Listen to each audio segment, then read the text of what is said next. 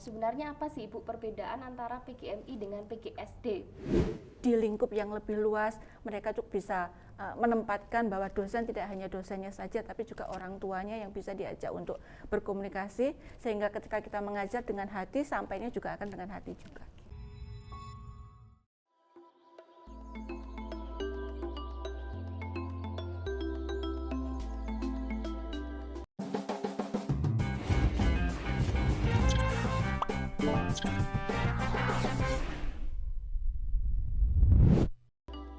Assalamualaikum warahmatullahi wabarakatuh. Waalaikumsalam. Selamat datang di podcast IAIN Ponorogo. Pada kesempatan ini kita akan membincang seputar perkuliahan di IAIN Ponorogo, khususnya di jurusan Pendidikan Guru Madrasah Ibtidaiyah. Dan pada kesempatan kali ini kita sudah kedatangan beliau selaku Ketua Jurusan Pendidikan Guru Madrasah Ibtidaiyah, Ibu Dr. Tintin Susilowati MPD. Apa kabar Ibu? Alhamdulillah sehat, Mbak. Ya, beliau tetap bersinar meskipun pada saat puasa begitu ya. Terima kasih atas kedatangannya Ibu. Kita mulai langsung saja ya Ibu dari akreditasi jurusan PGMI. Jadi saat ini sudah terakreditasi apa Ibu jurusan PGMI? Untuk PGMI akreditasinya saat ini adalah A, Mbak. Alhamdulillah, luar biasa ya. Jadi akreditasi A itu juga menjadi bukti bahwa PGMI itu menjadi salah satu jurusan yang terbaik, jurusan yang baik di IAIN Ponorogo begitu. Lalu kemudian kaitannya dengan jumlah mahasiswa Ibu, di PGMI saat ini berapa jumlah mahasiswanya? Jumlah mahasiswa yang aktif di PGMI IAIN Ponorogo adalah 1037 mahasiswa. Luar biasa. Ada berapa kelas itu Ibu?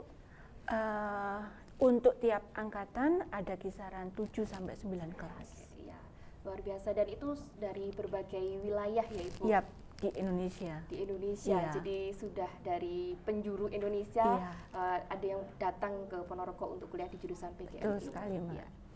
Untuk tenaga dosennya Ibu, ini juga dari mana saja nggih Ibu ya? Untuk tenaga dosennya juga cukup variatif. Ada di beberapa kota di Indonesia, mulai dari Jawa Timur, Jawa Tengah, Jawa Barat, dan beberapa dari Jakarta juga ada. Oke, ya, terima kasih. Lalu kemudian ini Ibu, sebenarnya untuk mata kuliah yang diajarkan di PGMI ini mencakup mata kuliah apa aja Ibu? Untuk mata kuliahnya terbagi atas semacam perkuliahan yang memayungi pembelajaran pendidikan di tingkat dasar untuk guru MI, serta mata kuliah yang arahnya adalah cara mengelola pembelajaran di dalam kelas. Selain itu juga di PGMI terdapat mata kuliah tambahan seperti misalkan bisnis, seperti wirausaha pun juga ada. Ya, ada enggak Bu keterampilan atau skill yang menjadi unggulan yang kemudian itu diajarkan juga di jurusan PGMI? Ini saya baru kita baru melaksanakan kisaran 1 tahun kemarin, Mbak. Jadi di tingkat mahasiswa kita ada semacam pelatihan kayak wirausaha terkait dengan bisnis online, bisnis offline, kemudian ya jadi lebih ke arah wirausaha dan bisnis, dan kita sudah mulai melangkah dari tahun kemarin. Luar biasa ya, jadi lulusannya itu tidak hanya kemudian belajar tentang pendidikan, tetapi juga bagaimana menjadi seorang entrepreneur begitu ya Ibu ya? Betul Mbak. Oke, Ibu, ini mungkin banyak yang bertanya-tanya kaitannya dengan sebenarnya apa sih Ibu perbedaan antara PGMI dengan PGSD?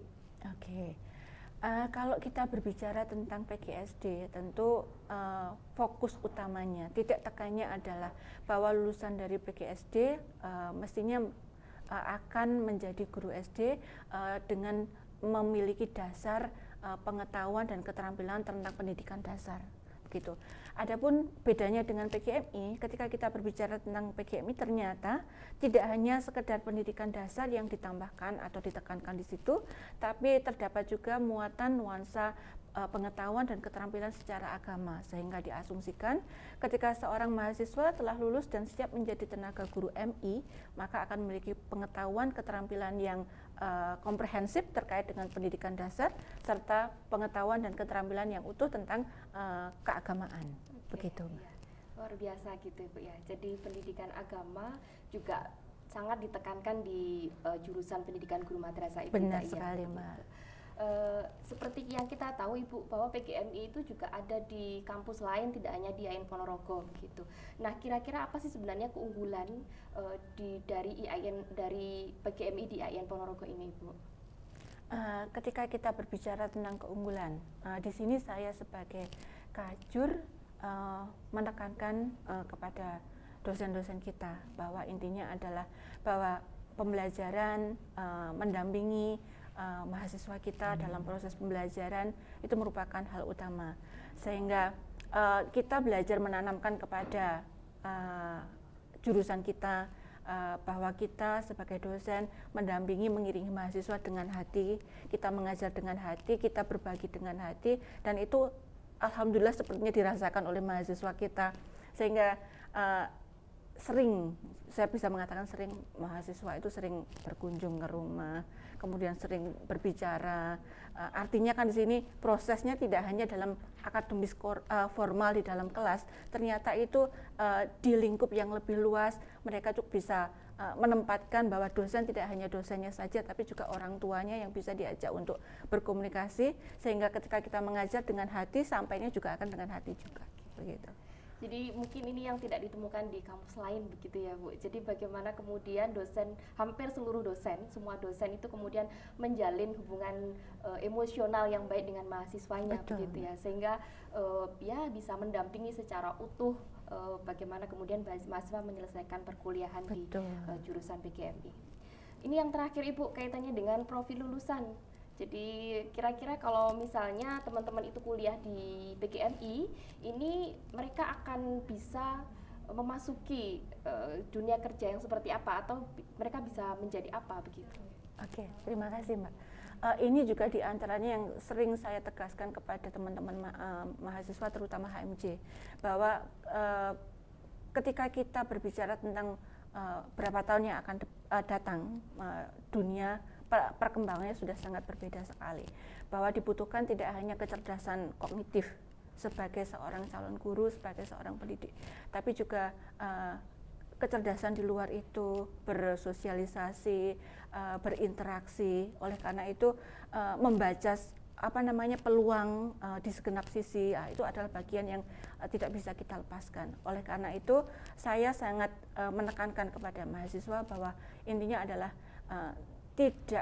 janganlah kita merasa cukup pintar dengan akademis kita, tapi kita tidak boleh lengah bahwa ada hal yang mungkin lebih besar persentasinya di luar proses yang kita dapatkan di perkuliahan kita, sehingga kita bisa membaca setiap peluang, kita bisa memasuki lapangan-lapangan pekerjaan yang tidak hanya sebatas dengan ijazah yang kita dapatkan. Jadi ketika mahasiswa lulus dari PGMI diharapkan tidak hanya bisa menjadi guru MI, tapi mereka juga bisa menjadi mentor, tutor, bisa mendirikan lembaga pembelajaran sendiri, bisa mengembangkan bahan ajar, bisa melakukan wirausaha semacam itu, bisa menjadi konsultan pendidikan yang solutif, artinya adalah bisa merancang pembelajaran yang memang dibutuhkan pada zamannya. Begitu Mbak. Ya, luar biasa sekali. Jadi teman-teman tidak usah ragu ketika memilih jurusan pendidikan guru madrasah ibtidaiyah, karena sebagaimana yang dijelaskan oleh Ibu Dr. Tintin Susilowati MPD tadi selaku ketua jurusan, bahwa ketika nanti teman-teman masuk di jurusan PGMI maka akan banyak skill, akan banyak pengetahuan, akan banyak sharing dengan dosen-dosen, sehingga teman-teman akan menjadi seseorang yang siap terjun di dunia kerja. Begitu ya Ibu kira-kira? Insya Allah seperti itu. Oke, semoga dengan bincang-bincang kita pada kesempatan ini teman-teman tidak bingung dan mantap untuk menetapkan pilihan di jurusan PGMI. Begitu ya Ibu ya. Di penutup ini mari kita ucapkan bersama-sama ya Ibu. Jadi kita kompak begitu untuk mengucapkan jargon ayo kuliah di IAIN Ponorogo, sehingga teman-teman juga bisa semakin yakin untuk memilih jurusan PGMI. Ayo kuliah di IAIN Ponorogo. Ya, terima kasih sekali atas kedatangannya Ibu Tintin, dan podcast ini saya akhiri. Assalamualaikum warahmatullahi wabarakatuh. Waalaikumsalam warahmatullahi wabarakatuh.